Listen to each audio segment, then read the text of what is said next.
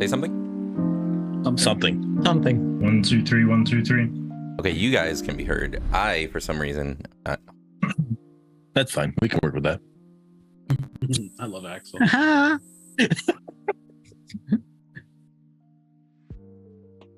okay. All hail Jungle King Krashy.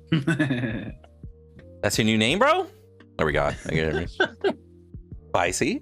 What's up, everybody? How's it going? Welcome to this week's episode of the Predcast. What episode number are we on? 12. 12. Holy shit. I never pay attention to these numbers, bro. I really got to get better at that shit. But thank you so much for everybody that is tuning in. We really do appreciate it. We got a special guest with us today. We don't really have too much patch-wise to talk about Predecessor specifically. Like, they didn't release anything new, like a couple hotfixes here and there that we'll touch on.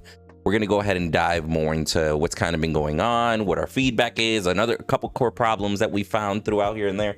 But before we get too deep into it, let's go ahead and introduce ourselves. Import, if you could go first, and then we're going to do Med, Krashy, Bearded, and myself. Tell everybody a little bit about yourself. Hey guys, I'm Import, or Import Jungle if you remember me from Paragon. I've been working at Omega for about a year now almost. And pretty much the topics that I kind of do at Omega or exclusively like own, or what we call under design is like ownership, is basically MMR. I have a pretty hefty hand in balance as well, and just help around with a bunch of like QOL stuff. So generally, like, if you feel like your games are bad, you can come yell at me. But yeah, competitive player from Paragon, played all the remakes, played like every MOBA that's ever walked this earth, and just love the genre in general. So yeah, that's me. And glad to be here. Yes, Appreciate you being here. By the way, I totally just noticed that sweater you got on, bro. What? Yeah. Did you see Nabori's gym photo yesterday? No. He has like an Omega shirt on, and the sleeves are rolled, and his arms are all big and out. It's like Omega Studios. I was like, damn, dude. When you trying to give merch out to partners and stuff, what's going on here? Hello, sign me up. Pre-order. Where we at? That's You gotta chase up Nabori, man. Ooh. That's all I'm saying. All right. Fair. Yeah. Well, now we know where to go, at least. Yeah, now we know where to go. What's up, everyone? It's Medkit. Import. I got a couple of questions for you. I know you played jungle for Team No Names. Are you still a jungler now? Who's your most played hero now? Who's your least played hero? I actually haven't played jungle all that much. I actually played it because I've been testing the game for around 2 years, right? So I went through different phases where I've just played like pretty much every role at this point. But my most played champ's probably Richter right now. Yeah, I just pretty much just play support. All right.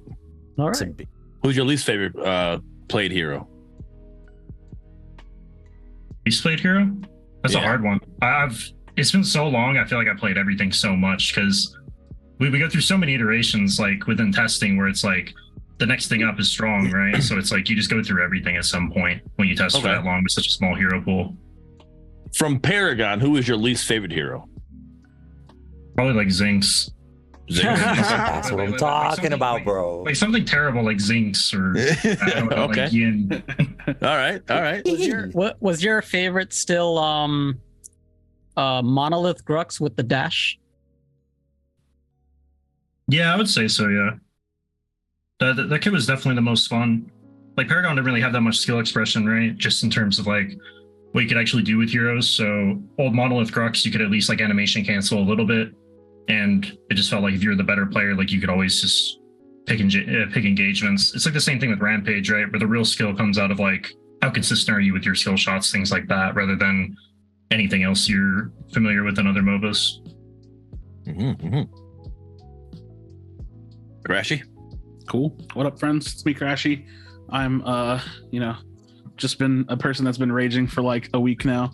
Otherwise, Just a week. TOS jungler. Dude, we actually haven't played since the tourney. We just like haven't played the game. But I will say big shout outs to the comp community because they're starting to run in-houses like every night. And so it looks like fun. I didn't know I had to like get a role in Discord to like sign up for that. So I'll probably start doing that a lot most nights because it seems like a good bit of fun, and like some good players have been signing up and stuff. So that's pretty fun stuff. But yeah. All right. Do you have a 9 on your team? Yeah, he's our Okay. So 9 was our carry player, but he's gotten like IRL busy, so now he's like our sub.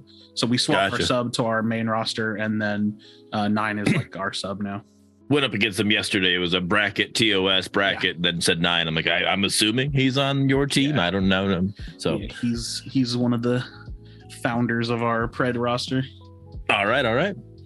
What's going on, everybody? Inside the Beat Wolverine, your Michigan Wonder. Excited to bring you episode 12 and excited that we're able to get import here for you. It's going to be a spicy episode. All right. We're going to import this episode into a crash simulation. All right.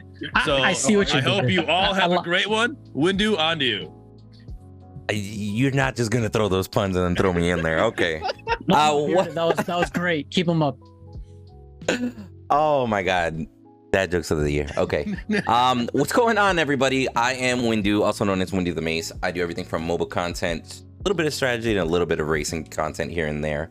But this piece of content that you guys are watching, whether you're here live, which we now have adjusted to Tuesdays, 7:30 p.m. Eastern, and if you're watching it after the fact on YouTube or elsewhere, this is a Predcast, where we specifically are going to focus on Predecessor, the game, the MOBA. We might compare it to other MOBAs here and there. We're going to try and keep it as focused on Predecessor as possible. But honestly, throughout today's conversation, I'm going to let Bearded just kind of steer the ship in whatever direction we're going to go. I'm here to enjoy this conversation, bro. I heard spicy and I'm down, bro. Sign me up. Well, all right. So overall, we've seen some people were having some issues with matchmaking and going up against 5 stacks solo queue, and it's the old age question: should solo queuers be faced against 5 stacks? So with that, we've had me and Krashy, actually. Well, I was a part of I was in there. I listened in, and Krashy was having conversation with Import and some other people, and to talk about how the matchmaking works. And I thought it was a great conversation. I wanted to bring that to you guys, the community. So I politely asked Import to come on and explain how matchmaking is working in Pred, and how we might be able to get things to work future, however that works, right? So Krashy, do you want to explain what you've been going through, your life of hell that you Sure. Yeah. make the seem like? Yeah, it's basically, I mean, it makes perfect sense. It's with the most recent change, and this is like I'm like gonna paraphrase a little because I might not even say it right. With the most recent change, the most recent patch, not the hotfix, they raised group MMR for like groups. So like whenever you get in a group, it raises your MMR. So Like a multiplier. assuming the game is trying to create a fair match, it has, what I assume it's doing is given like 5 stack groups that are high MMR a slightly smaller pool of players to pull from, because it needs to pull from other high MMR people to try to make a fair game. So what I noticed after the last patch, again, not the hotfix, the last patch that was like on the 23rd, 24th, was most of my matches, if I'm solo or duo, boom, instant 5 stack. Like I know the players, I see them in the Discord channels, like every single game. It's just like boom, boom, boom, back after back. I'll get off for 2 hours, I'll come back, queue in, boom, 5 stack. I get off, I get on, queue in, boom, 5 stack. And it's like every single game is just like incredibly hard to deal with. They're so coordinated, and I get it. It's rough. It's I want to make my stance on it clear though. It's like, for me, it's like I've raged at like one of the groups, I think, because I was just like, damn, like why are y'all only ever stacking? But it's not really the players. It's like, I get it. Like we all like enjoy the game in our own ways, however that is. But it's just like really, really hard to deal with when it's like at my expense, because that's what it feels like. It's like their fun comes at the cost of my fun, and it's like hard to queue into that all the time, like 70% of my games. So I actually had a conversation with Windu while we were working the other day. We were texting back and forth while we were working, so I already know how he feels. So Medkit, what are your thoughts on 5 stacks and solo queues or duo queues? There's I mean, you know that leaderboard that just came out? If you look at like the top 20 players or so, I recognize most of them, and I know they all 5-stack because I kind of run into them too. But I mean, I don't know what like a solution can be. Like I see Krashy's point, and I also see what everybody else is saying about, like, 5-stacking may not be a problem. I mean, overall, I'm really glad Import's here, because he's like the MMR guy. He can probably shed some light on what exactly is going on under the hood. Oh, he's definitely going to do that. Sorry, I don't want to jump in yet. So, Windu, your thoughts on 5-stacking? I mean, versus solo queue, duo queues. So most MOBAs will actually have a very small percentage of people. Like it always tends to happen, because it's, in a perfect world, you have 5-stack versus 5-stack, right?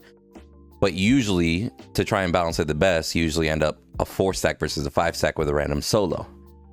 And then in Krashy's example, that literally might just be a cause and effect. That was like, hey man, your MMR might be too decent. That 4-stack that you're getting paired with is what brings the team down.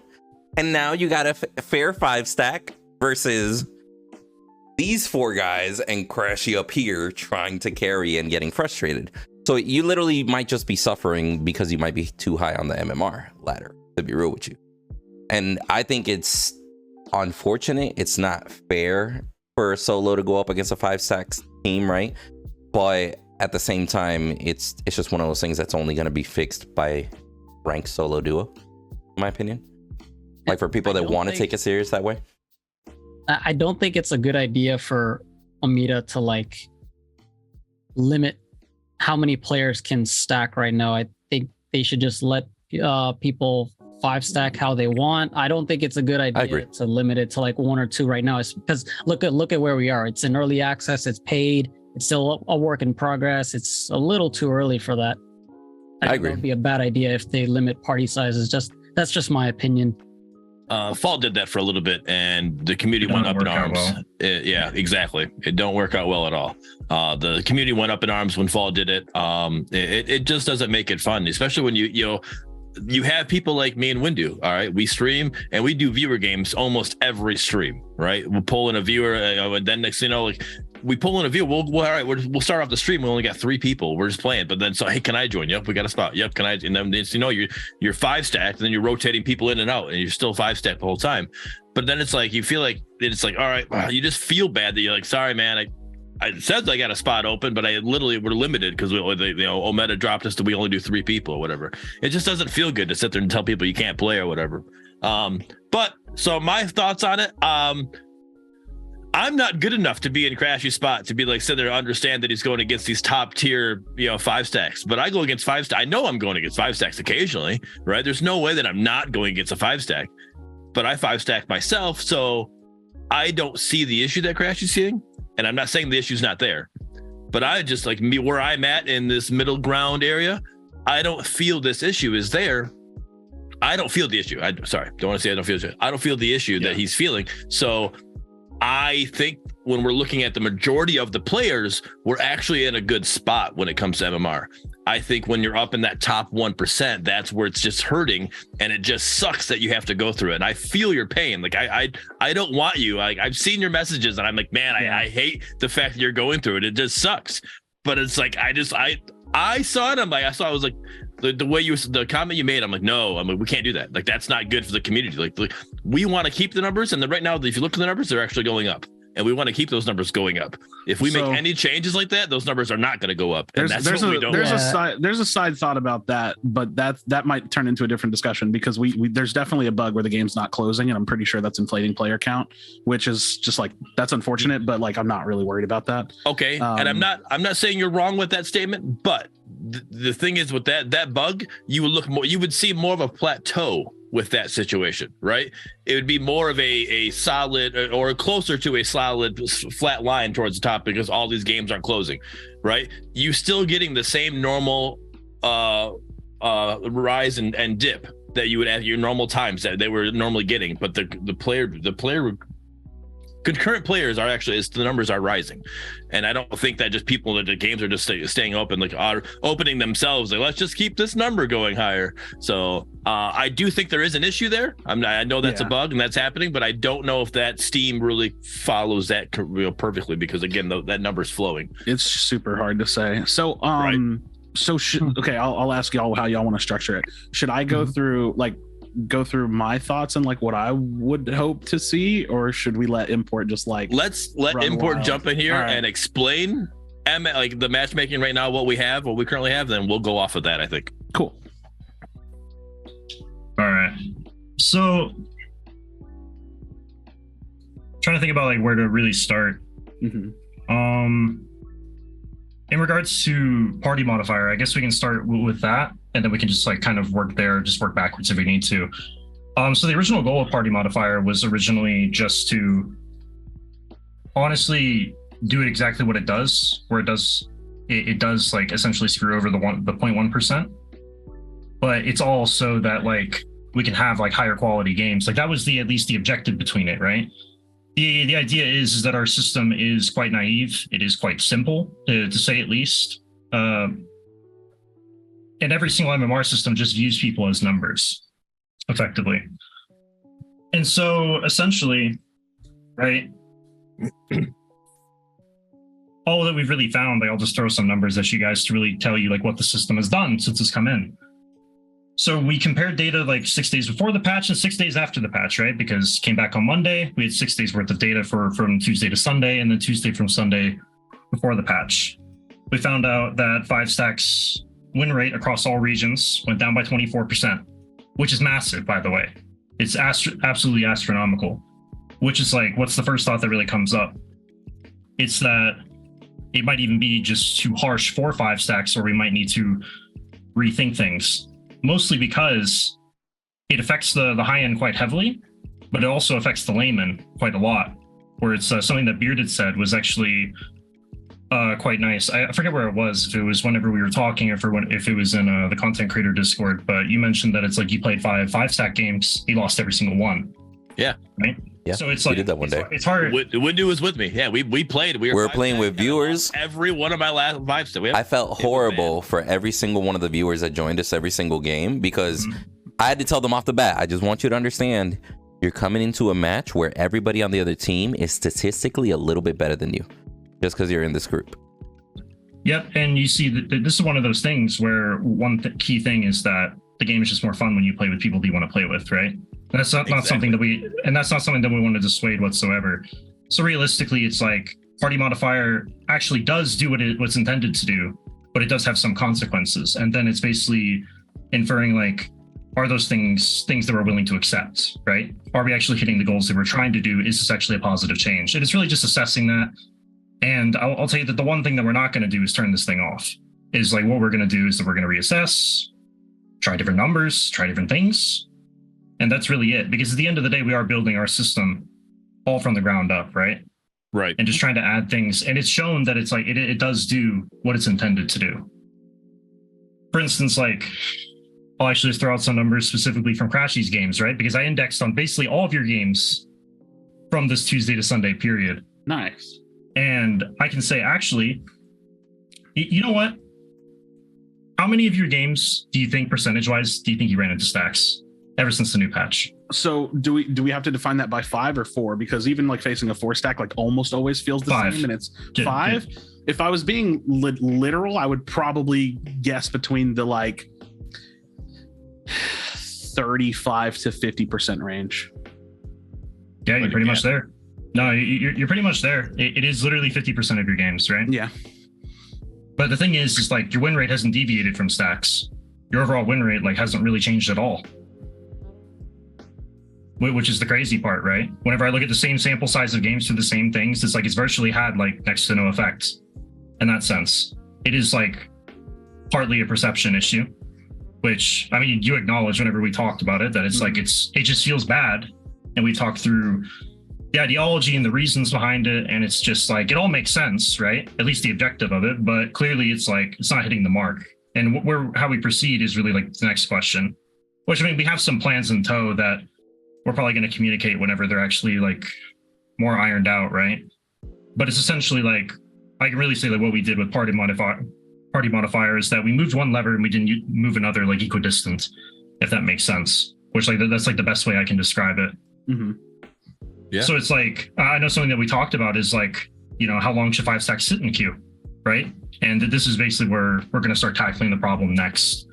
Because realistically, it's like between the leaderboard dropping and between the MMR inflation, it's just like people have an incentive now to actually stack, because what's the most effective way in order to gain MMR? It's to stack the deck. It's a stack. That's it. Yep. Right? If you win more games, you get more MMR. And that's it. And people know that. And it's just been player behavior that's just propped up ever since Paragon, and in the new age of gaming, like everybody just looks for the fastest way to success, you know? That's Like, basically So like this the is- top 25 on the leaderboard. If you just look at the names, they even made Smurf once they reached that top 10 spot, made a Smurf, got back up, made another Smurf, and they're just 5 stack grinding elo, I guess, or MMR either. Yeah, no, it definitely is, right? But it's also like, it's also just important to keep the goals in mind, right? Where it's the reality is like, even if we were to remove it tomorrow, it doesn't remove stacks, right? You could even say that it incentivizes stacks even more because it makes games even easier for them to find, right? Right. In conjunction with the leaderboard, which then brings up the question of a leaderboard and should it even be there? There's a bunch of other questions. This like, there are knock-on effects in terms of this. So it's a very deep conversation. I like the leaderboard being there, even though I'm not the one trying to get there. I just think the leaderboard kind of gives you that ranked feel, right? And again, this is the Predcast, right? But the one thing that the competitor PTO, right, has is they actually have ranked. So that's one people go play PTO because they want to play ranked. Well, the leaderboard here just kind of gives them that rank, like, hey, I have something that I can actually play and get ranked on. So it gives them the reason to want to play a Predecessor. So I'm all about the leaderboard and getting players in here. I do have a question though. Is it something that we could do possible? Because I know nothing about these numbers and how this works.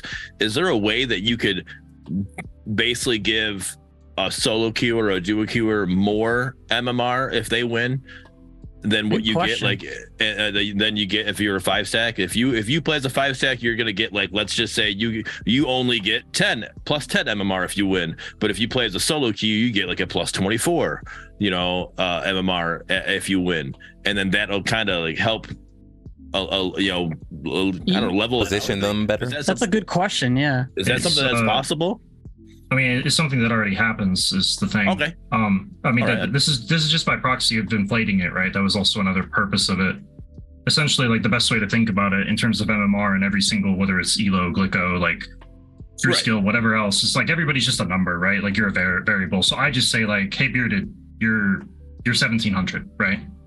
And it's like, hey, Krashy, you're 2000, right? If you beat Krashy now, it's like you gain more than he would gain if he beats you, because by proxy, it's like between the differential of He's 300 supposed to, elo yeah. between the differential of 300 elo, there's like a win probability that you would win that game and that he would win that game, right?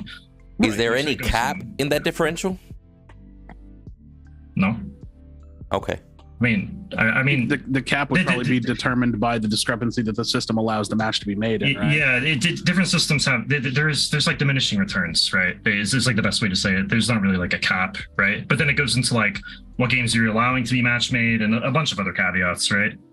So it's like technically no, but you're never going to get like 100 MMR if that makes sense.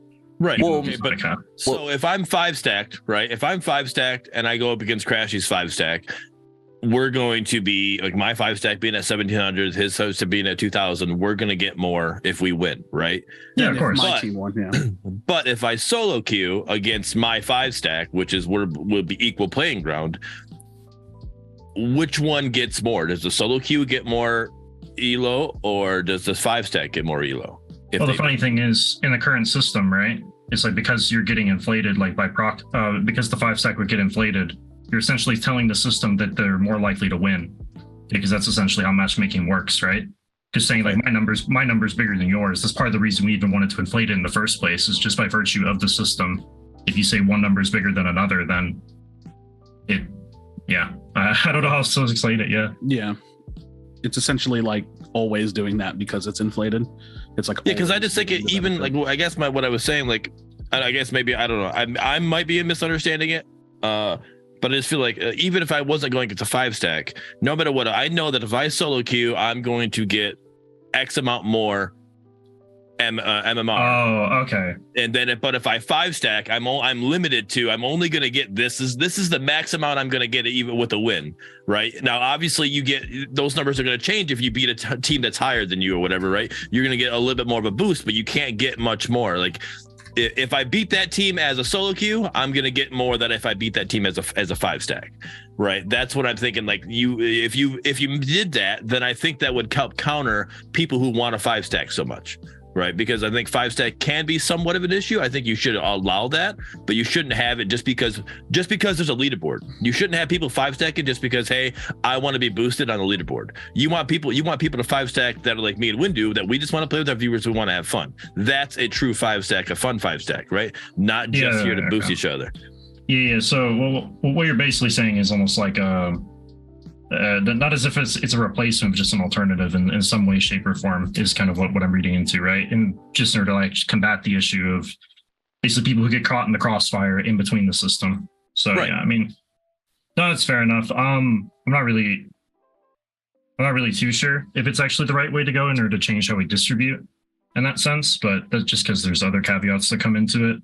Right. But honestly, like the leaderboard is like its own can of worms, to be honest, because people have put in many suggestions. Why don't you make it solo only and things like this? And it's just like people don't understand the other caveats that come into that. Because, actually, I got something for Krashy. Krashy, have you ever played Dawngate? Yeah, I love Dawngate. Yeah, I hate EA for shutting it down. Yeah, best MOBA to ever be made. IMO. Really good. Yeah. I know you're an IC fan, but still, Dawngate was pretty good too. It was around the same time period. So I was invested over here, but I did dabble over here. And I remember the day when they announced the shutdown. It was a sad day over here, man. It was a real heavy day. I was like 16. I was devastated, man. Dude. But anyways, Dawngate actually had a solo leaderboard. And I'll always remember this, right? Is like, just because I know it'll come up, I know it's a tangent, right? Mm-hmm. But essentially what happens is that when you create something like a solo or duo only leaderboard, where let's say like you only count that, is like something that happened in Dawngate was that people would 5-stack in, and then now it's like the 5-stack has nothing to gain, but they also have nothing to lose. So essentially like what would happen is like the solo player has everything to lose, right? Just because I'm essentially just referencing like internal conversation that we've had, right? Where it's like, there's no pretty way in order to do a leaderboard. There's no pretty way to solve stacks is essentially what I'm trying to say. Yeah. It is just player behavior at the end of the day. The ultimate way that you actually solve this isn't through shoddy methods, like let's say just increasing how much you gain or something like this. It's truly just separating the queue and just saying like, hey, you just can't do this. Like it really is like the only actual way to truly solve the issue is what I'm trying to say. Mm-hmm. And by proxy, that basically just means more players, right? Essentially, like a bigger pool. It means free to play. It means console. It means all these things, right? So I have I guess, am I allowed to go on my tear? I've been kind of go for it. Okay, cool. So this is my thought, and I want to make sure that I hit it like as elegantly and as like clear as possible. I'm a competitive player, so like the notion of 5-stacking in a game that is built as a 5v5 game is inherently fine with me. Like it's like I've seen some opinions that like, why are you complaining about 5-stacks? Like it's a competitive 5v5 game. Totally agree. Completely agree with that. Where like the nuance of this discussion comes in is that it's like the game has to find a way to be fair and fun at the same time, which is incredibly hard. And let's pretend right now we have like a solo duo ranked. Poof, I instantly don't care anymore, right? Like this is all gone, like instantaneously, it's all gone because it doesn't matter. I can just play that. But we don't have that, and that's fine. And I'm not like, I'm not like pressing like that's what we need, right? Because that's that's a different discussion. But when I think about like fair and fun games, and like you said, there's not really like a little trick y'all can do to like finagle it to make it work, and like, you know, raise the point gain, this, that. And I remember like earlier in the discussion we said like you definitely don't want to cap party size to like 2-3 players, because then you're gonna have people like, wait, why can't I play with my friends? Like, that's ridiculous. That's not a solution either. But what I think you have to look at is like, where is it best to put the burden? Because there's a burden to bear. Like someone's bearing the burden of this like issue, of this scenario. And so I think about it from just like if this is like the entirety of the player base, like the bubble of the issue that where it's happening is probably like right over here, like like this small bubble of people that it's affecting, and I'm like inside this bubble, which sucks. But I bear the burden so often that like sometimes I get on and I open the game, I queue my first match, get a 5-stack. I'm not playing for 5 hours now. Like I put myself on a 5-hour cooldown. I'm like, all right, cool, gonna go play Apex, like gonna go do something else. Like I'm just not dealing with it. I refuse. Like it's frustrating. And so from the competitive standpoint, I think to myself, well, why is that me? Why am me solo playing bearing the burden, and the 5-stacks get to just blow through matches, winning, losing, I don't care. They just get to have their gallivanting fun for hours. And I'm the one sitting there, the minority, or the majority really, as a solo queuer, but like the person that's just wanted to hop on and play. I didn't do any prep work. I didn't call up my homies. I didn't get my team on. And but they you just are the minority because of your high MMR. That's what it is. Exactly. And so that's what. So, and I get it. I when I was saying in the beginning, it sucks that you're the one in the situation. And I feel like if we're looking at that bubble that you're talking about, where that bubble is at right now is the best spot for it. If you move that bubble you move that bubble anywhere else, it's going to hurt a bigger population of the community, right? And we don't want to hurt the population. The population is already small enough. If we hurt the population, it's not good, and that's the part that sucks. Like I don't want you to have I don't want you to bear the burden as much as you're bearing it at all. But it's like if anybody's going to have to bear the burden, it's going to have to be you. Like it's literally the exact opposite. You're saying either the 1% or the 99%. Yeah. So this is what happens when you get good. But this is that's inherently still a problem, and it is. And there has to be a way. Like I have a proposed solution, but I'm just like building up to it. There has to be a way that the person that just wants to hop on and play is a higher priority than the team that wants to hop on and play. And the way that I see it, and again, there may be limitations and things that can and can't be done or need to be worked towards. I don't know. I'm not a game dev, never been a game dev, never learned programming. But there has to be a way where whenever, like if it was implied or even just said like, hey, when you 5-stack, you are going to bear the burden of longer queue times and of having to wait to play harder matches against other 5s, then that is the ultimate solution in my mind. Because if a team gets like a little warning, play, like, well, I mean, just even if it's just said out loud, like even if we just say, oh yeah, you know, like let's say again, in a perfect world, my perfect world, right? We get a blog post tomorrow that says, hey, 5-stacks are now only facing 5-stacks, and it says like this is going to come at a cost of a higher queue time, and you are only going to play people that are within like, you know, a reasonable amount of your MMR, blah blah blah blah blah. And then me and my team get on and we 5-stack. If we have to wait 15 minutes, 20 minutes for a match, that was our choice. Like we sat down and got, you know, our 5 high MMR people in a party together and said, oh damn, dude, let's sit here and wait until we get a game. And then the flip side of that coin is like, say we don't want to deal with that anymore, right? There's 2 solutions. Oh, my team wants to practice, right? There's 2 solutions to not wanting to sit in a 20-minute queue or a queue that never finds a game because there's just no one to put them against. The solution is 1, don't stack. That's an elegant solution. Or 2, find a custom scrim, find a custom game and play against another 5, a fair match.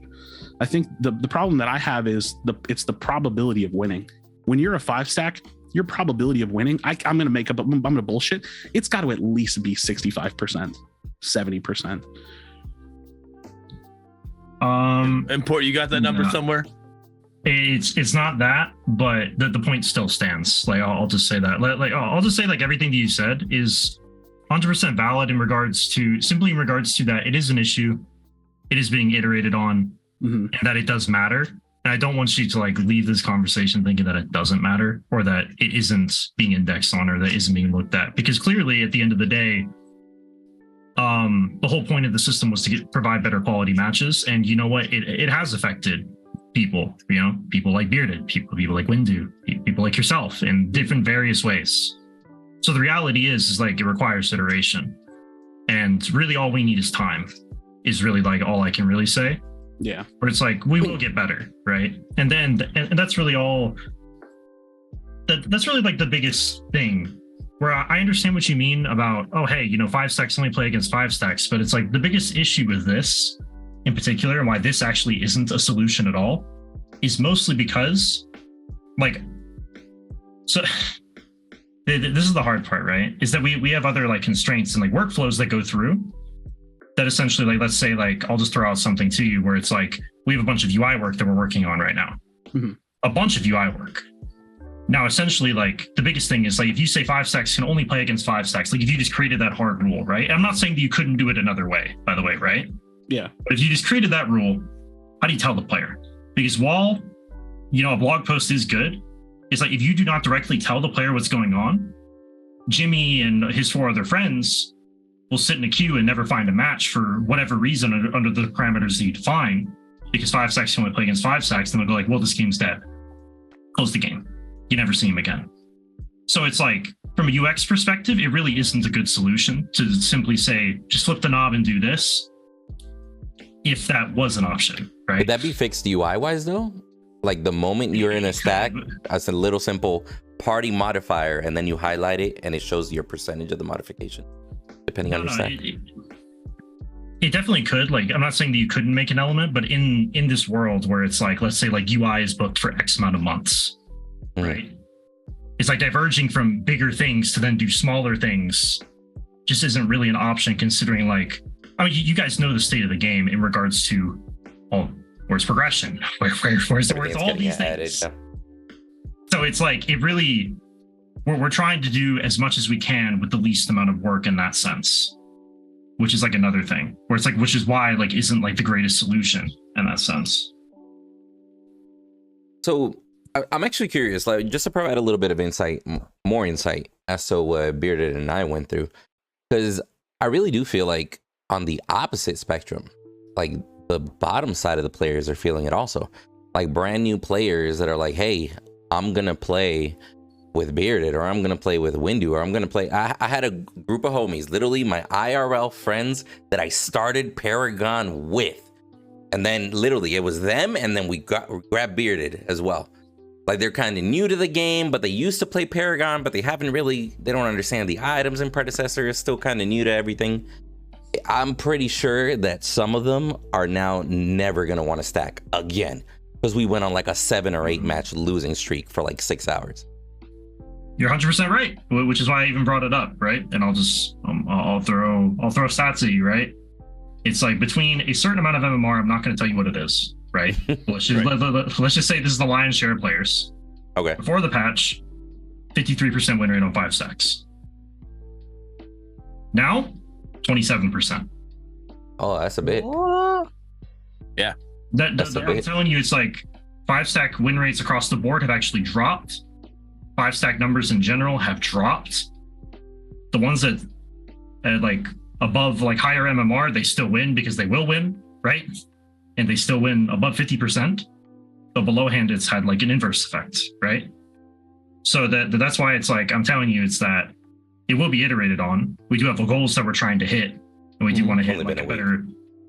No, that's what I mean. That's why it's like the key caveat is like, we have all this data accessible to us, like at the tip of our fingers. We know which levers that we're going to push next. We have an action plan, and it's just as simple as that. And it's like, whenever on this topic in particular, like we're just going to communicate whenever we make changes, right? Wow. It's just that it's really just like, well, like what Krashy's saying is 100% right. It's like, why is it 100% his burden to bear? You know, and part of it is, it's like, you know, I play within the same bracket. I play on Europe. I don't have the same problem. It's genuinely partly, it is like an NA East problem. I will be honest with you. Where it's like, that's why I've been playing on West. No, it's really, really silly, because Paragon was like this as well. where it's like NA East in particular, or just NA in general, has always been worse with this problem in particular.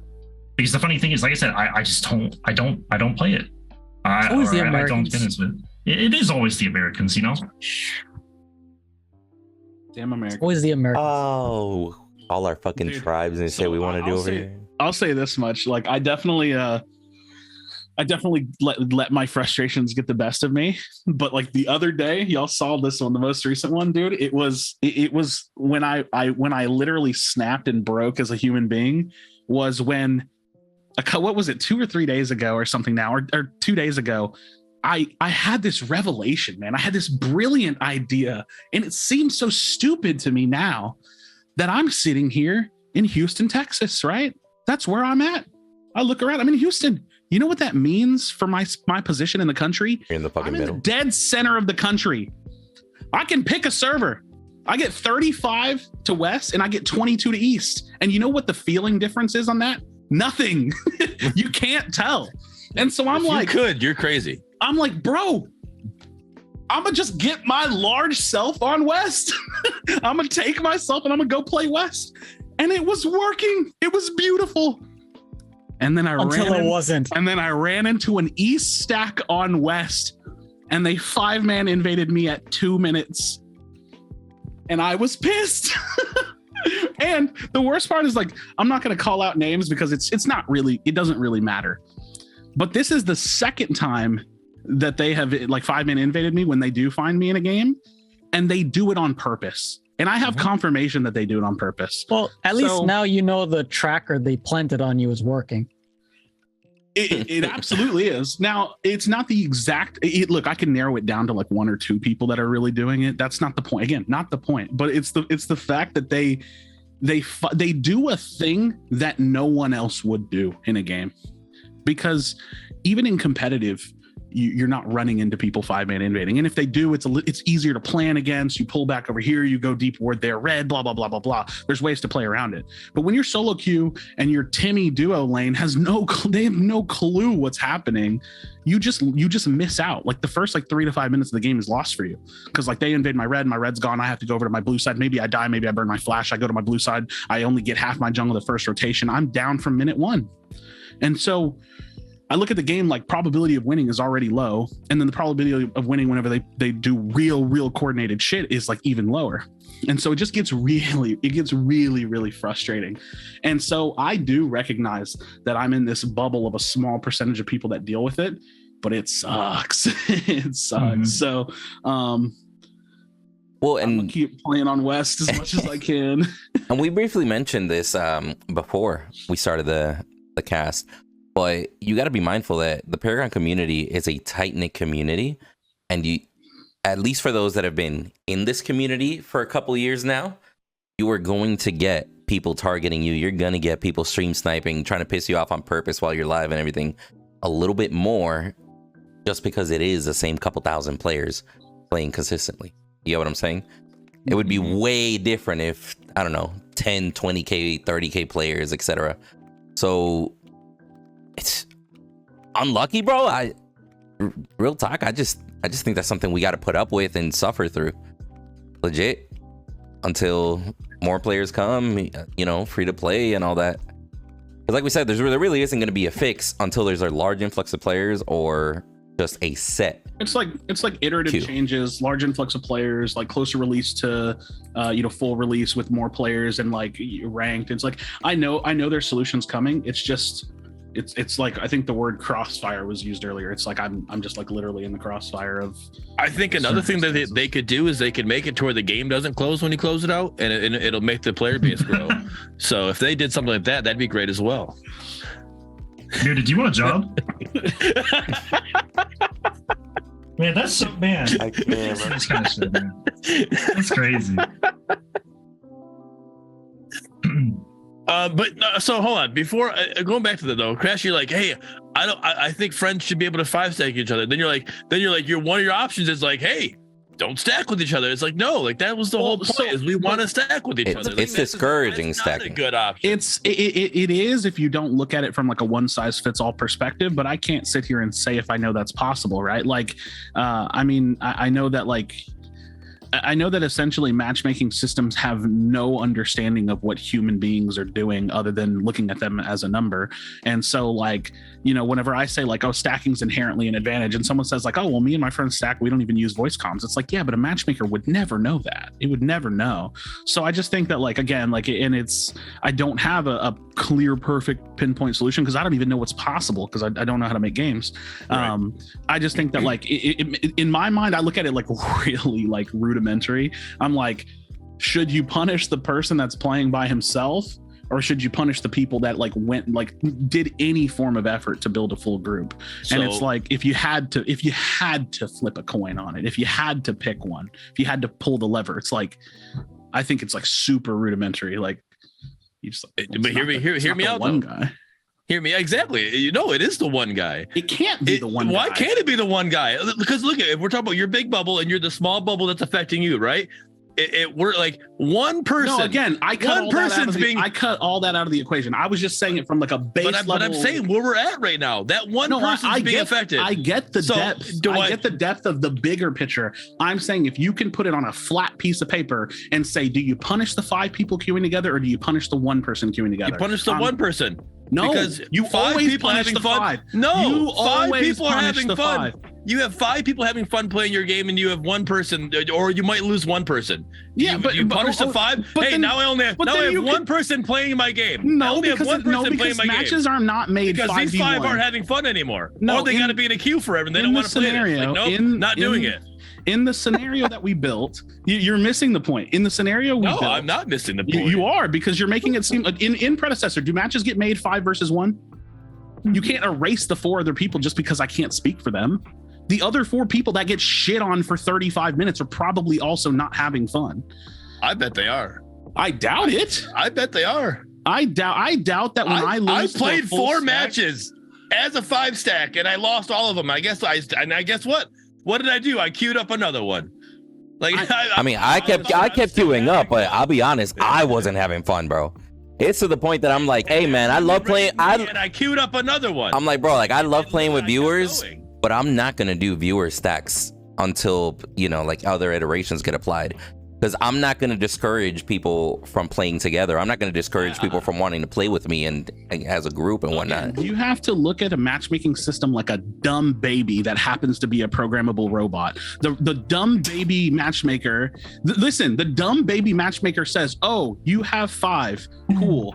Oh, they have 1. It doesn't know if you're good. It doesn't know if you're using voice chat. So the dumb baby is now tasked with punishing the individual players or the people that put in at least some level of effort to create a group. There's no way you ever punish the solos.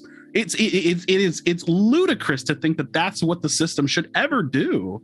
But you make it sound like all solos are being affected. No, I'm making it sound like any solo is being affected, but it's not. I don't care what level of play you're at. It should never punish the solo. I got a question for import. Hold on, I got a question for import. Do we know, or can you say the percentage of people that are actually in a 1-4 scenario versus like your team is composed of 3-2, for example, or 5 versus 5? Is the 4-1 happening often? 4-1? I don't have like any numbers off the top of my head. This is the thing. I could pull them up. It would just take time, and to be frank, like, yeah, no, you're chilling. I'm gonna sit here and wait for it. But I would say in general, man, it's like it does happen, but it all happens within reason, within design. So like it happens if like the queue expands enough, right? And this is in the available pool of players that could get pulled into said game under the algorithm and constraints that we have, right? So it's like, yes, it can happen. To say it happens more often than not is like, I would probably say no. But yeah, I don't know. It's for clarity, I actually do a queue a lot and still run into sacks too. So it's like, it's not like, I think it's like, The It would probably percentage. be like a marginal difference between whether it's a 3-2 or a 4-1 going up against a 5.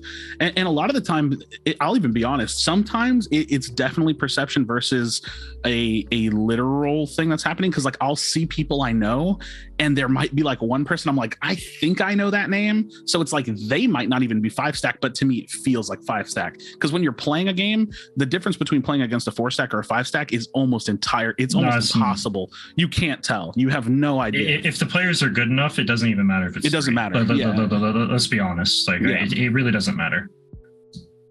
I mean, so since we're just sitting here talking, but by the way, it is incredibly entertaining to see you two just go at it. But let me actually just give me a sec. So pretty much like the way that I actually see this, right? Because both you bring up like great points in the sense where it's like we could sit here back and forth talking about like who bears the burden and all this stuff. But I think the real question is like, why is there actually a burden to bear? Is probably like the real question, and like where it's like where we start looking for solutions. And I would say like the biggest thing, and like my ideal at least, and there's not like an ETA on this, but at least like this is like a little snippet of this essentially plans, I guess is the best way to describe it, is like essentially that you could have like a scale, right? You could say like you're like the 99th percentile and you're like the 1 percentile, right? And obviously like between people in this call, like you guys want different things out of each game, right? For instance, like Bearded and Windu, like you guys just want to queue up, go in with your viewers, play a game. And the funny thing is like realistically, you guys don't need to be punished for queuing as 5. Like why would you need to be punished? Because realistically, it's like the percentage increase in win rate it's not disproportional, or it's not you understand what I'm trying to say, right? It's like but realistically, it's like when you get to the higher ends of MMR, it's like, first of all, every single point of MMR just means more the higher you go, right? But it's also those type of variables just matter more and more the higher you go. So realistically, right, it's like we can both agree, or we can all agree that there's like no rule set that's one size fits all. So why don't we have more than one rule set? I mean, that's really just the real answer in my mind, and like what we're actually working towards, right? Right. And so essentially the system sees people as a number. So I can literally say, if you are this and below, this is your rule set. If you are this and above, this is your rule set. Mm-hmm. And then maybe if the matches take too long to queue or something, then it expands the parameters or something. Sure. Or it doesn't. I mean, this is the thing, right? It's like these are all questions that we can ask. But realistically, it's like we kind of have to see the system play and get implemented first before we can actually iterate on it and then get it to a better spot. But end game, it's like that is really like what the goal is, right? Is like we have different people in the Paragon community where we have really, really good players on one side. Like we have a handful of very, very good players, disproportionately good, like so disgustingly much better than like the majority. And it's so disproportionate, it's such a small community that it's like essentially you do just have to segregate them. You just do, and that's it. Krashy wants a different thing out of his game than you guys do. And realistically, it's just like there is no rule set that encompasses both. That's at least where I stand personally. I would love to hear your guys' take on it, or if you guys think it could be better. So there was a specific talking point we had in the call the other day that I've been like dancing around. But you basically touched on it, like having different rules for different like, you know, packs of skill. There was a specific word you use. I'm not going to use. It was bucket. Okay, cool. Okay, you can call it a bucket. Okay, cool. So okay, now I can be more clear because I don't know what I'm allowed to talk about. Instead of a bell curve, it's a bucket. Genuinely, man, it's like just talk about whatever you want to talk about. I don't care. So now I get to like retroactively go and explain my thought, because it is hard whenever I felt like I had to dance around that just a little bit. So if we had like a high MMR bucket, I'm just going to use that loosely because we don't know where that starts and whatever. We have a high MMR bucket. If you were to make a bucket that is high enough, or at least a reasonable high level, that's when you could implement the rule where it's like, yeah, those people, they're probably not finding a game like ever. And then that's when it's like, that's just to be fair, it is totally fine for those people to not find a game. You know what I say to those people? Fuck you. Yes, that has been my point for the longest. Like it's because I'm just telling you, I don't care. You don't deserve to find a game. Like it's actually from me, you do not deserve to find a game. Yeah. And so that's why I just want to say, we're on the same side, my friend. It's I know. It's mostly just it's understanding that it's like it's gonna be shit. We're gonna get better. It's gonna be iterated on. But at the end of the day, we're all going to the promised land, my man. You did grab my hand right now, man. Grab my hand right now. Come on. You did the thing that I didn't think you were gonna do, which makes me so happy because it's important. It's so important to look at the bigger picture and to know that there. What important? I hate it. I hate you. I hate you so much. That hurts. That stings so bad. Jesus. Get me out. Okay, can I just say one thing, by the way? Go ahead. Okay, can I say my thoughts are my own? Please don't fire me. Yeah, I don't speak for Omega Studios. Fair. Worth throwing out there for sure. Yeah. I should have started with that one, but yeah, there you go. Okay, so my point is that it's as an individual player, I try so hard not to overvalue myself, but it's hard because like in anything we do, we all live through the lens of our own experiences and our own reality. And so like if I feel like the game is ruined for me, it's really easy for me to be like, this is fucked, right? Like just across the board, it's really easy to do that. But I also do recognize that for the vast majority, especially when you're slinging these numbers around, it sounds like these changes have been really good.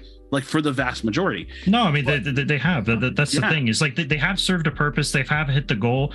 We knew exactly what it was going to do. We knew who was going to screw over. And you know what? We were okay with that. And we made that decision. And the thing that we've noticed, I know you can cry, man. But like, I'm not going to lie to you. Like, I look at this. I'm just like, yeah, I made that decision and I would do it again. I don't care. I respect it. Okay, so I think the key takeaways from a lot of this talking point, because it's really insightful at very least. A lot of people probably never thought we would get a lot of this info. No, that's why I literally was like, hey, I have to get this conversation on the Predcast. Like it has to come. It's a really good one. The biggest takeaway is that everything is iterative. Everything is on the board for change, for criticism. And this is the thing that Omega will have over every dev that I've ever talked to. Dude, y'all just fucking keep it real. Like you're gonna talk about it. You're not gonna bullshit me. You know what I mean? Like I just feel like I can talk to you pretty candidly, and I can like I'm gonna get what I need out of the interaction.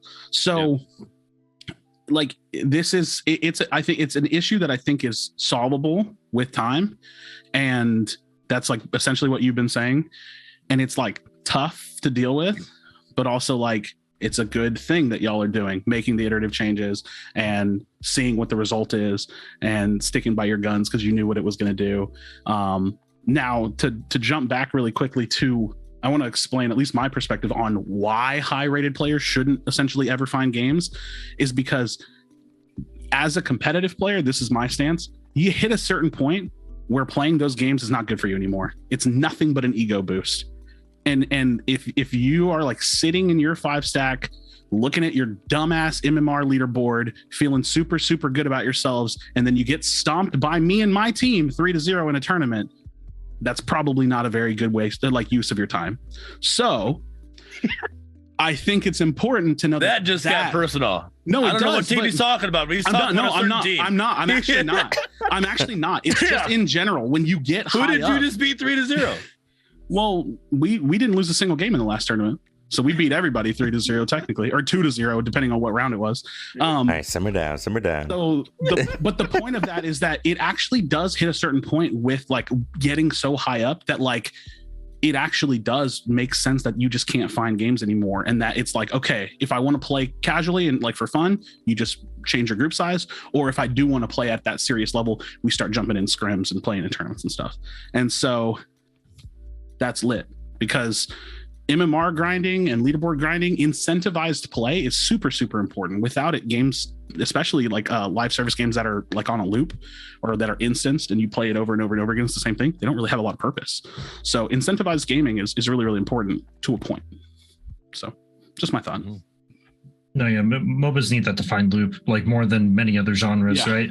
Because, yeah. I mean, it's not as if it's something like TFT that's super easy to pick up and play and very easy to put down, right? It's like you're locked in for an allotted amount of time, right? So it's like we can talk about all that stuff. But the one thing to take away then is just like, I mean, MOBAs have to have ranked. MOBAs have to be competitive. Like, you can't convince me otherwise. Name me a single MOBA that hasn't been competitive that's ever lived. There's not a single one. Right. Pretty sure there's a Disney MOBA out there that never got traction. Dude, MOBAs are just inherently like, they're not even just inherently competitive. They're like inherently like tournament level competitive. Like if they don't, they just don't. No, that's it. I mean, it's the only way. One thing I did notice from this though is me being just the casual player that I am, competitive casual. I'd like to say it, because I'm not up there. I'm not, this high tier having issues with 5 stacks. But like I did notice that, have this conversation with Import, that balance isn't just items and characters. It's balances a lot of other things too, coming up with those numbers, with the 5 stack numbers and how they dropped from 53% to 27%. That's quite a drop, actually. That's insane. But yeah, so then now they got to balance those numbers out, because we got to get my 5 stacks back up from 27%. We got to have a higher number than that. So we got to get that number balanced a little bit higher, and get me a bit closer to that 50. I'll be all right with that. Oh, Inarth, you're amazing, bro. Like, when Bearded is live, tune that dial. just turn it a little bit. Bearded's live. All right, here we go. Yeah, that works. I'll let you know. Mondays and Thursdays are when I game. So, just tweak it then. I don't know what help you're talking about. I saw a pentakill clip today. That was really cool, by the way. That was pre-patch. Thank you, though. I appreciate it. Yeah, it's pretty sick. So the other topic, Revenant. Speaking of that, Revenant. It wasn't Revenant 5. I wish I'd get a Revenant Penta. That'll happen sometime. But no, Revenant. What are your guys' thoughts on Revenant? How is he? Is he good with the game? Did he come out smooth? Did he come? Is he OP? Is he? Where's he at? What are you guys' thoughts on Revenant? Break him down for me. I think he's mellow. I love the way he feels. I think that's probably my favorite part of this character release. Like the smoothness of it, the animations, etc. Like, I haven't had a single, at least personally, a single hiccup where I'm like, fucking game, bro, early access or some shit. Like, you get me? Like, I've been playing him and I was just like, yo, I'm loving the character. I don't think he's cracked in any way. I definitely think that other players, if they're a good enough player, can easily steamroll a Revenant, right? So I think he's pretty balanced, so to speak. But I haven't really cared about all that. I think the team did a great job with him. We definitely needed like more ADCs. We only had 3, and from what I've seen, like, yeah, Revenant is pretty balanced. And also shout out to my teammate Heavy Arms. He plays a lot of Rev and knows how to play him really well. I learned a lot just watching him. I'm literally right there.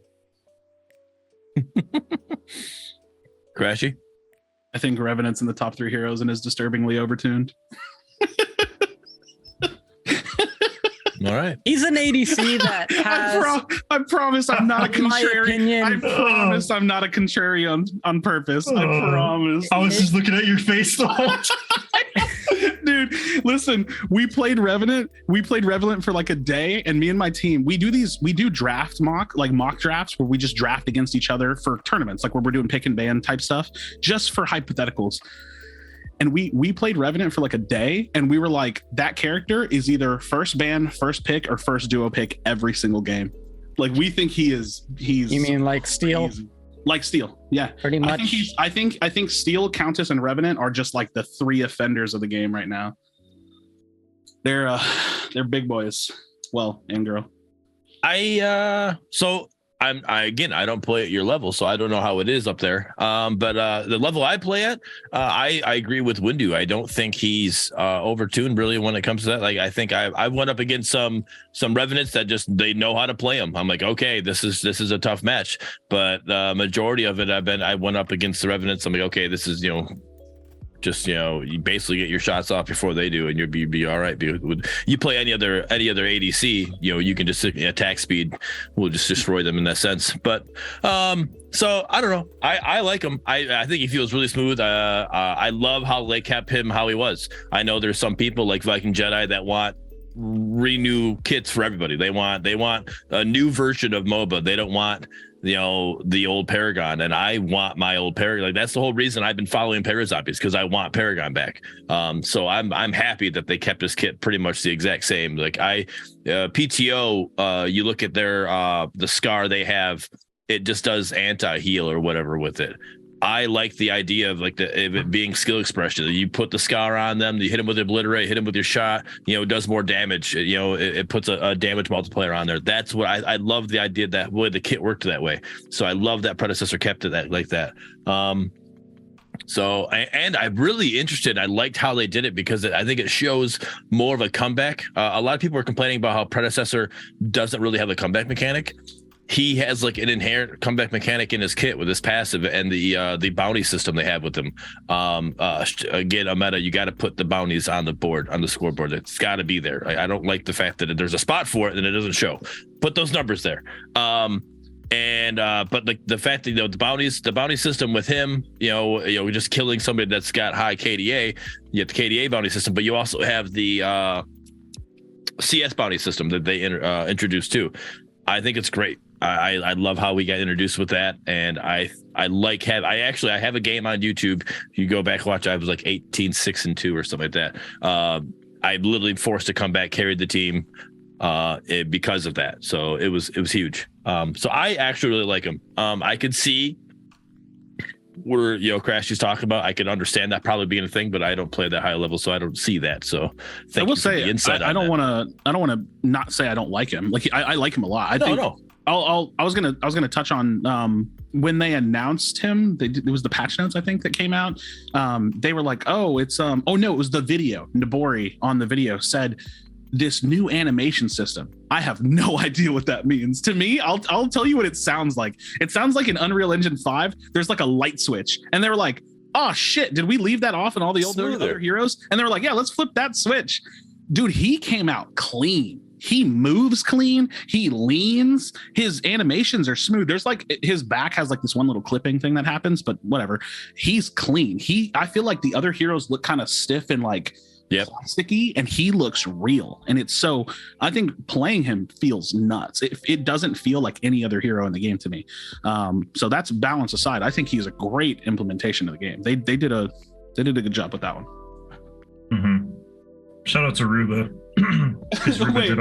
What's the comment? What's the context of Ruba hates me right now? What did I do? I think he meant the back twitching. No, Ruba does all the animation stuff, but yeah, it's probably the back twitching thing, if I had to guess. That's so funny. I'll be real. I've not heard of that one. So Ruba worked really hard on the light switch. You asshole. Hard on that. Dude, like I said, I didn't know what that meant. I was like, what does animation system mean? I was like, did they forget like a feature? No, I know it's not that system. Copy and paste from Paragon, Krashy. It was the copy paste. That's what it was. Dude. No, but it's so funny. It's so funny because I feel like it makes a huge difference. Maybe it's placebo, but like you say something like that and then you drop a character that comes out this clean, I'm like, it's noticeable. It's really, really noticeable.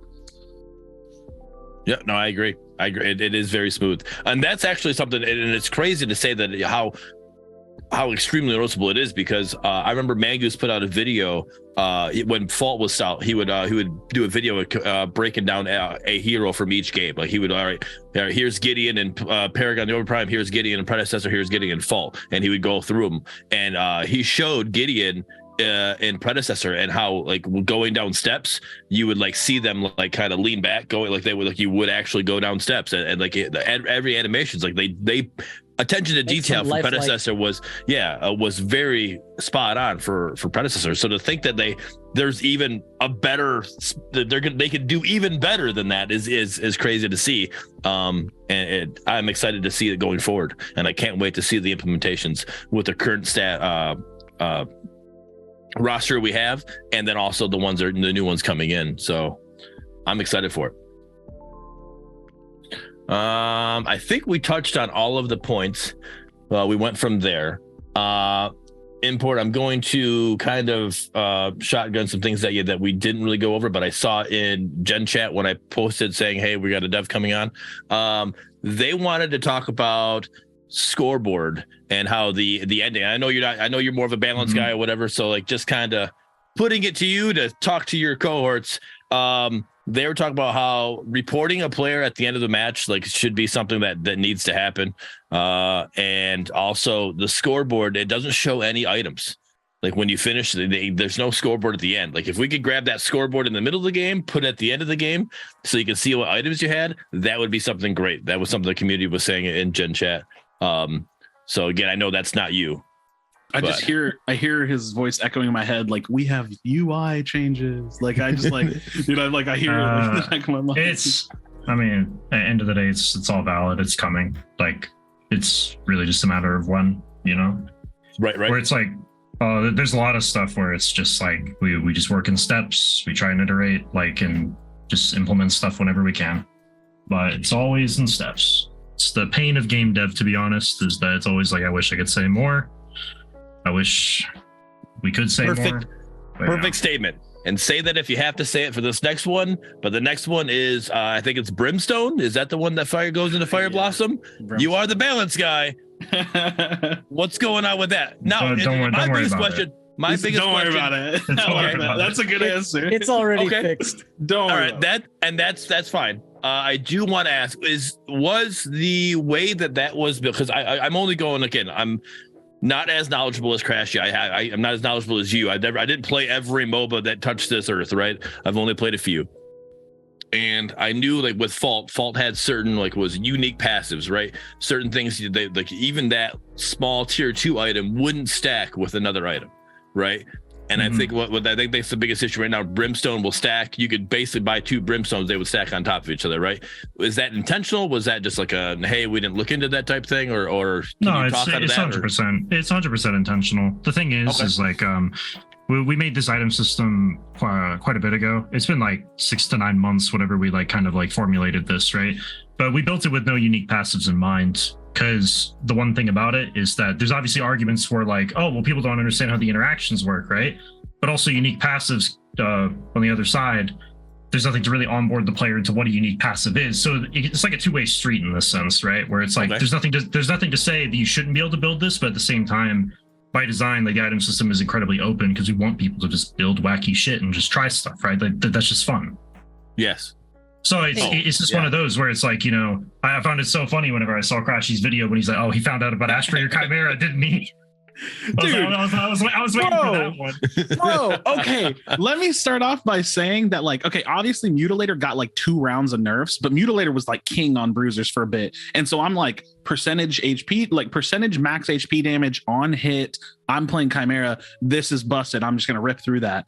And so I was like, okay, I'm cool with that. And then I'm looking at Sky Splitter and I'm like, Sky Splitter is 5% current health. And I'm like, so the curve of damage is like a little, like it's faster. Like you're going to spike in damage and then it's going to taper off. But I was like, that's cool. And the attack speed's not entirely wasted because you can just auto attack after your Q is over. Yeah. And then I thought about those 2 items paired with Ashbringer. And I was like, wait a minute, clockwork passive on hit lowers your cooldowns. And then I was like, I can run at someone on Chimera and just press Q. Over and over, like it never ends. I just Q into Q into Q with percentage hit, like percentage health damage. Oh, and the cool thing is, right, is that like, yes, it is intended that Brimstone, that you could have the Brimstone and the Fire Blossom, right? And realistically, we looked at it and we were like, yeah, it's possible, but realistically, it's opportunity costs. Like you're spending like 4,000 gold for this thing. What does it do to like the rest of your build? We have accelerated gold, so items like don't necessarily spike in the same way as they do in a game like League or something like that. So there's a lot of considerations that go into it, and it was something that we were willing to kind of put up with, right? Mm-hmm. And I mean, we'll see what we do going forward, right? I'm not going to say it, but right. I mean, that's awesome. I mean, at the end of the day, it's like the main point, man, is that it's fine if things are a little bit broken, man. Just let people have fun.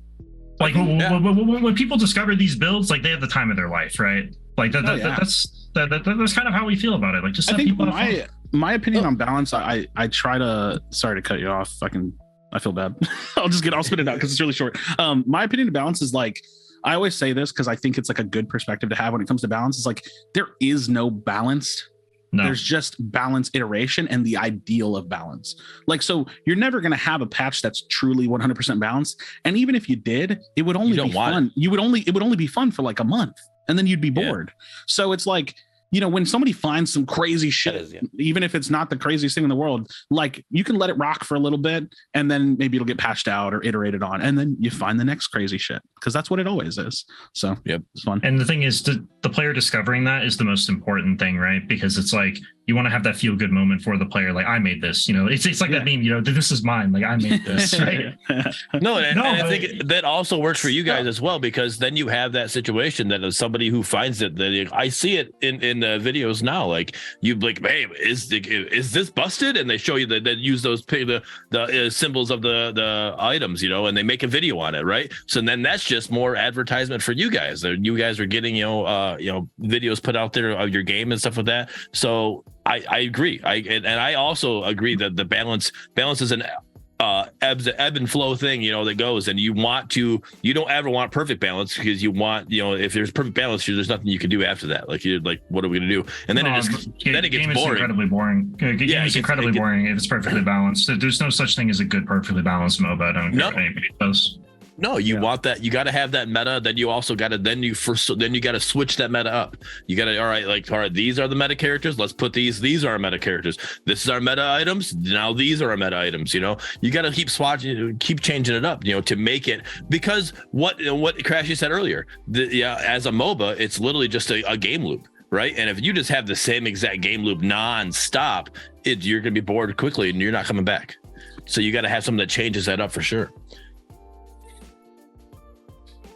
You can't push the fish legs on air. But I got a question about the 5 stacking and the Fire Blossom plus the brimstone stacking as well. Like, let's say you're up against a team that's 5 stacked and they're all running Fire Blossom and Brimstone.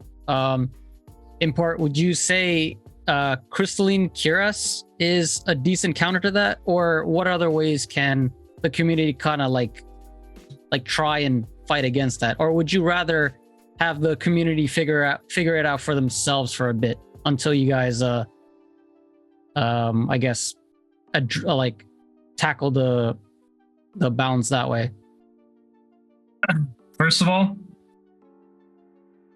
if you lose to 5 Brimstone, get good. I just want to say that. But second of all, Crystalline is good.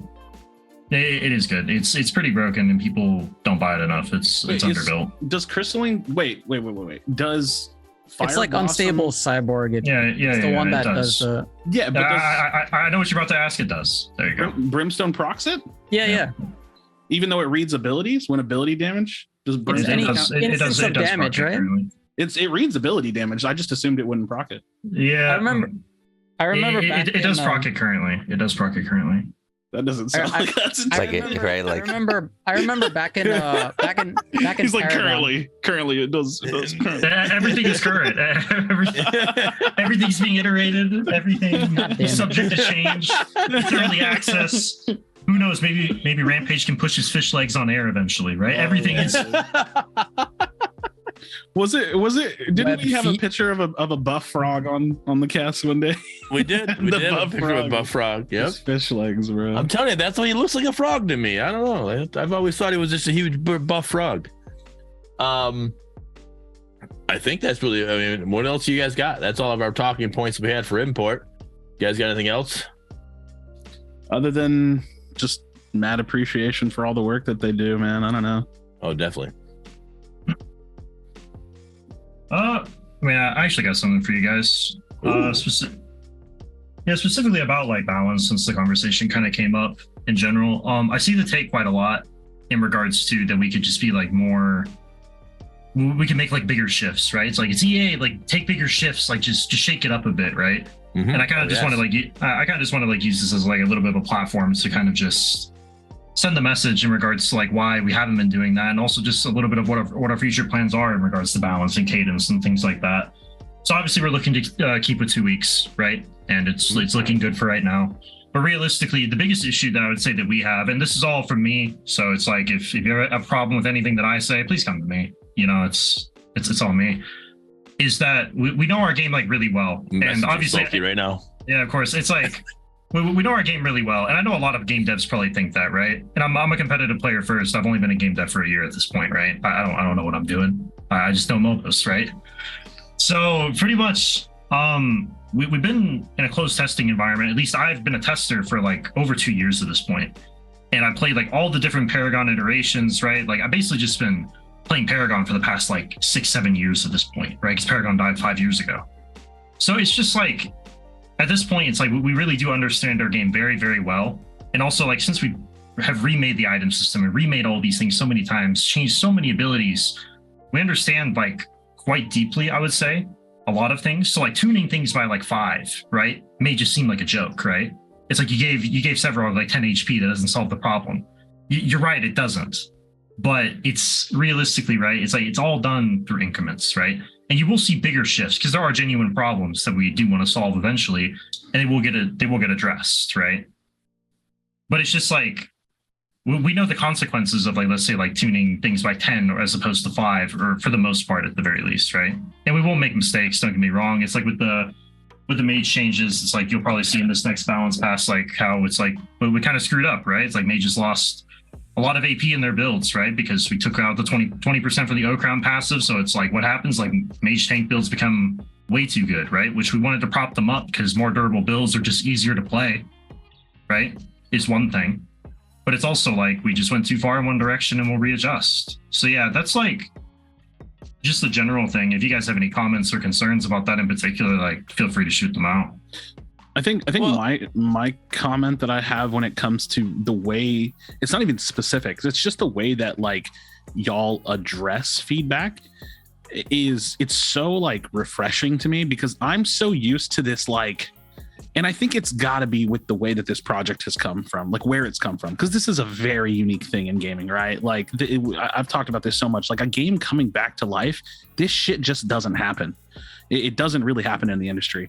And the cool thing about y'all's studio and the way that y'all interact is that I feel like it's so easy to like turn on your blinders and ignore criticism and to never want to be wrong in game dev. It's really, really like damning in some ways to be wrong about something.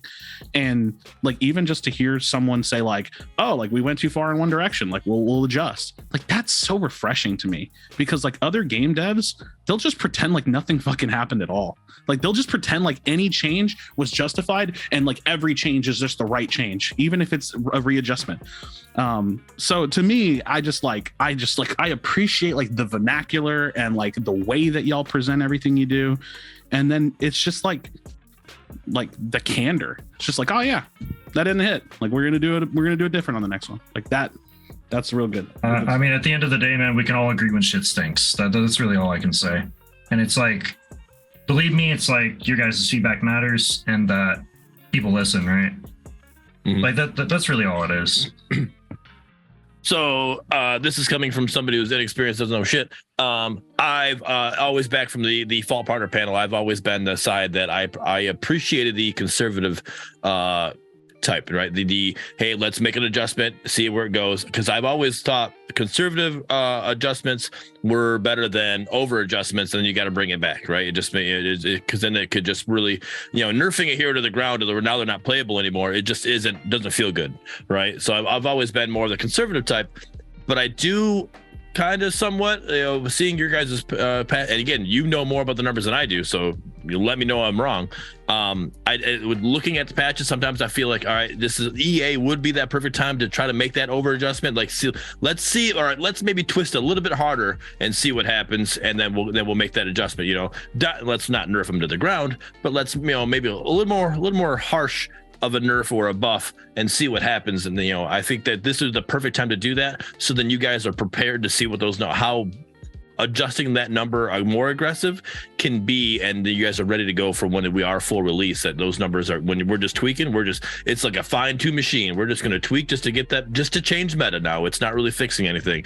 Like right now we're trying to make things feel better in a game, but let's get a game going. That's I just my 2 cents. Yeah. Just before anybody else goes, like, let me just like directly comment on that because you actually bring up a really good point. So I'll just use like Rampage is like the perfect example, right? Where Rampage is like the quintessential, just like stat check hero, right? It's like it's got Mundo ults and it just runs at you and it either kills you or it dies. It's just one of those two things, right? That's all it does. Now, the funny thing is like Rampage is like it's just ever since Paragon has always been the most durable like just piece of fish that ever existed, right? It's like it hits level 6 or hits level 5, it gets its ultimate, it can't die, right? And so realistically, we've messed with Rampage's numbers internally for the past couple of years a bunch, whether it be base stats, whether it be like the way his passive works or the multiplier and all this stuff. So it's like realistically, like if we take that ult multiplier from 4 to 3.5, I know exactly what's going to happen to Rampage. The difference is like I know exactly what's going to happen to Rampage. The dev team knows exactly what's going to happen to Rampage, but you don't know what's going to happen to Rampage. Right.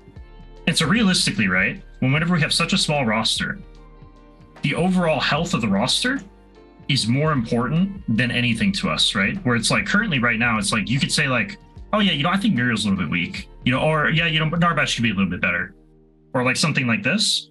But generally you look at the roster and go like, I can play any champ. There's not a single hero that I look at and go, I just can't play it.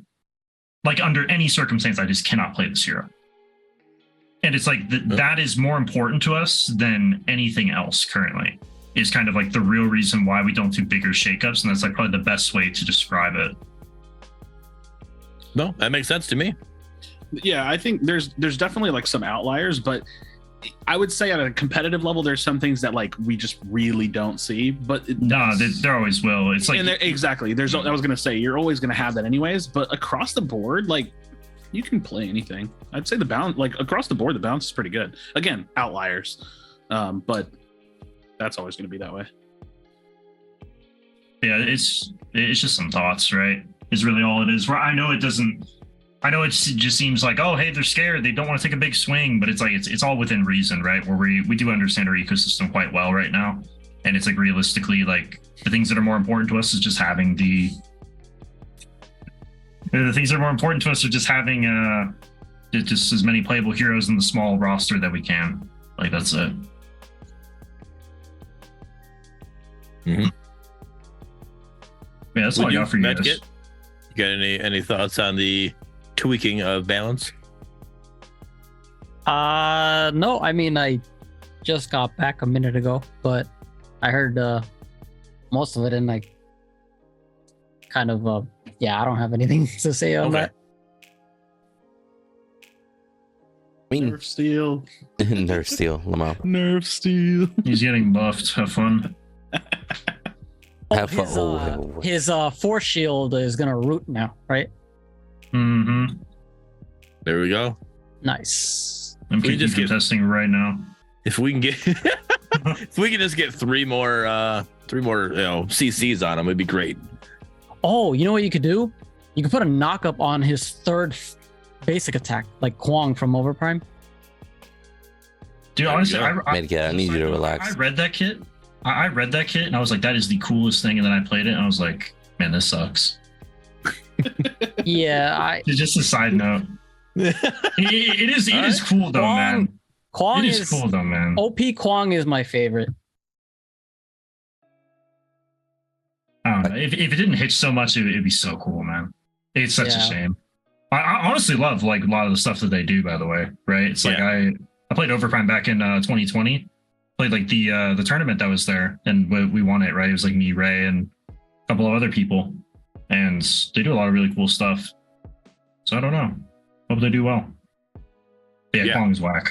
I'm not gonna lie. Devs versus competitive team show match win.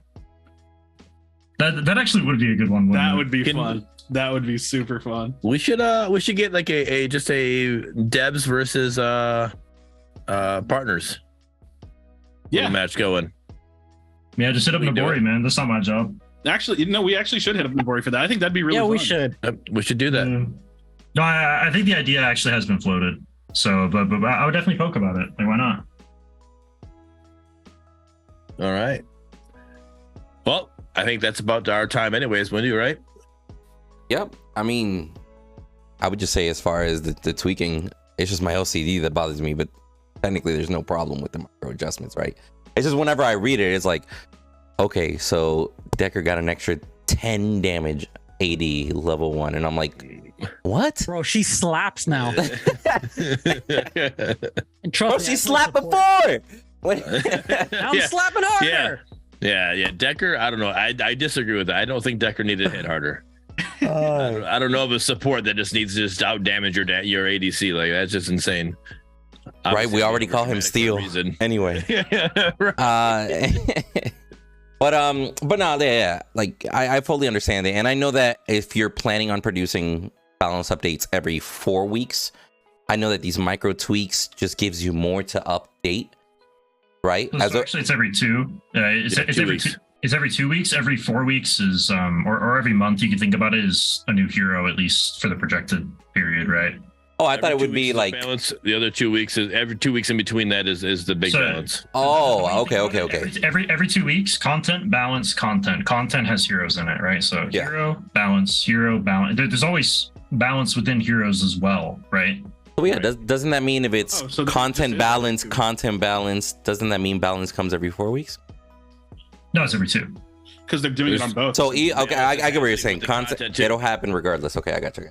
Yeah. So, but yeah, I mean, regardless, it just basically gives you guys more to tweak and more to do if you just do it slowly, as opposed to going too far. And now you know somewhere in this middle range is the fix to where you're trying to get to. And you get what I'm saying? And you said Shinbi release was what date again? Okay, I'm so proud of you right now. How much money you paid? I'm so proud of you. That was a good try. No. That was a good one. No, but I mean, like, reading between the lines, right? Yeah. It's like what day ever patch has been on, and then just go from there. Wednesdays, of course. Right before the Predcast, always on Tuesdays. That's what it is. No, there's a reason we changed to Tuesdays. Okay.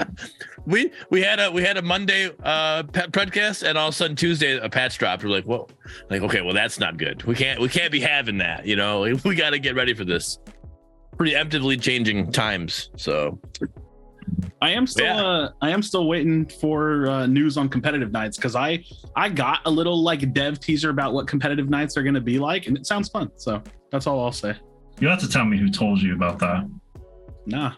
No? No. Actually, you know what? I think I know exactly who it was. No. Actually, I know exactly who it was. Actually, now that I think about it. I mean, yeah, there should be more. There should be more to come on that feature in particular. I mean, that thing's been through the ringer, so we'll see what happens with it. Ooh, I don't know what you've heard. I'm gonna ask a question that and obviously you can do this for anything. You can just say like, nope, have no comment on. How like happy or like on a fun scale are you putting your thoughts on Huntress at the moment? Because that's the hero I'm just like dying to get my hands on. Are we talking about gameplay or what?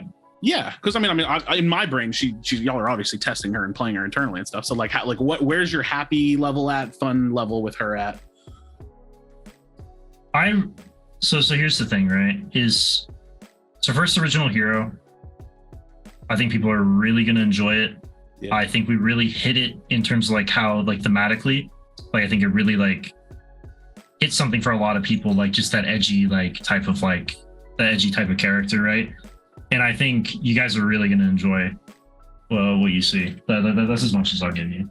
Nice. All right. I'm really looking. I like it. I'm looking forward to her because she's like first original, but she just gives off Vala vibes from Heroes of the Storm. Like, and I love that dual crossbow wielding, like you said, edgy, almost like darkness kind of looking character. Mm-hmm. She's gonna be really, really cool. No, yeah, it's like, Vala, like Sylvanas, like characters like that, or like characters that we kind of like drew inspiration from, right? Where it's like, don't get me wrong, it's like quite cliche, I guess, right? But it works. It works, man. Hey, there's a reason why tropes are used, right? Of course, it works.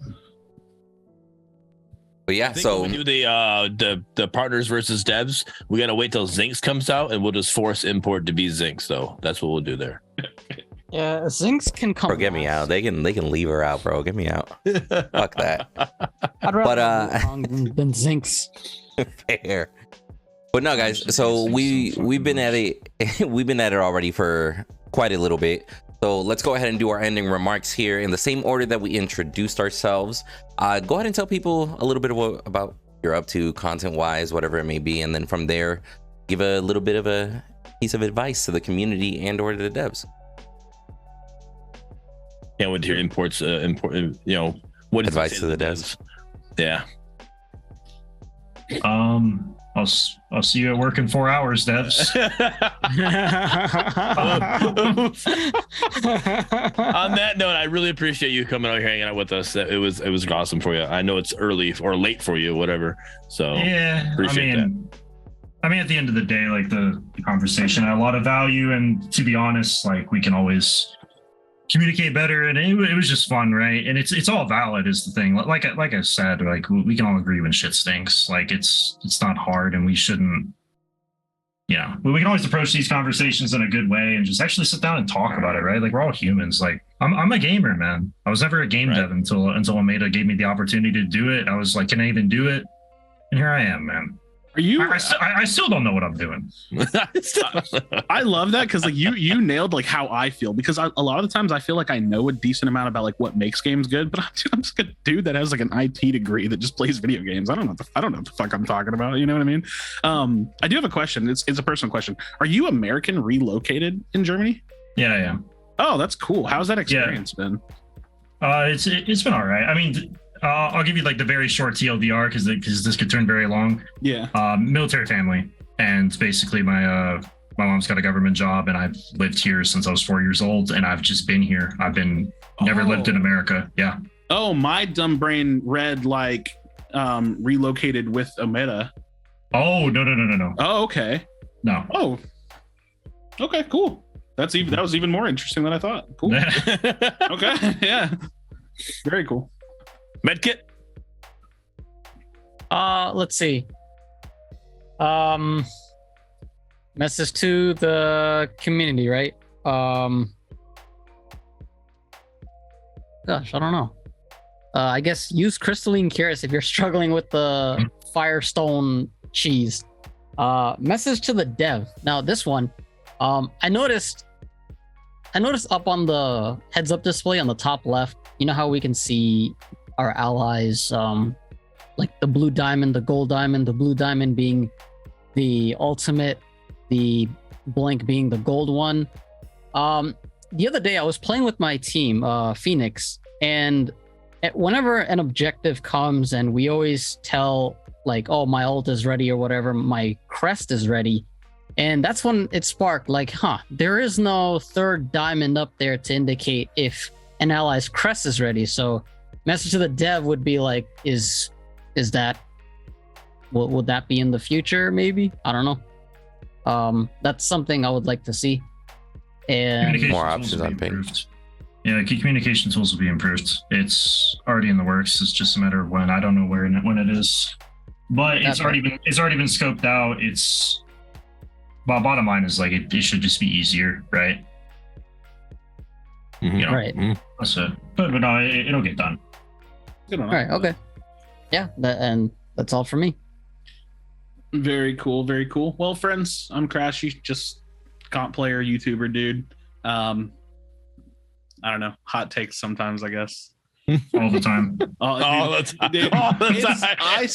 I'm still in shock at how like opinions are just so varied between on who you talk to. Like you players think one way, like Pinzo thinks his way, I think my way, dude. It's very interesting. I enjoy it. I really enjoy it.